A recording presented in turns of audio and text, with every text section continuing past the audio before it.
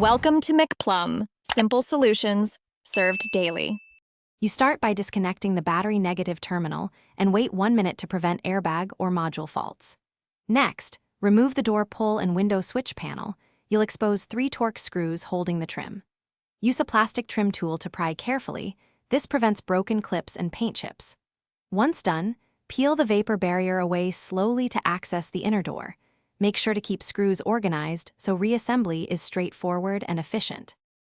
Once the trim is off, lower the glass to a service position so you can access the actuator and regulator. Unplug the actuator electrical connector and detach the lock rod clips.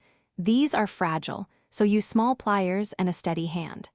Then remove the 3 mounting bolts securing the actuator to the door regulator. You may need to support the regulator to prevent movement. After that, pull the actuator free, noting orientation and cable routing for correct reinstallation later. You install the new actuator the same way the old one came out. Align it to the regulator, start all bolts, then tighten them hand firm and finish snug, avoid over-torquing. Reattach the lock rods and reconnect the electrical plug, making sure clips snap into place, then reseat the vapor barrier. Before reassembling trim, test the lock.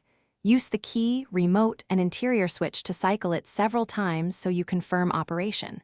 If it binds, check rod alignment and connector seating. Adjust and retest. Thanks for watching. Stay juicy and subscribe.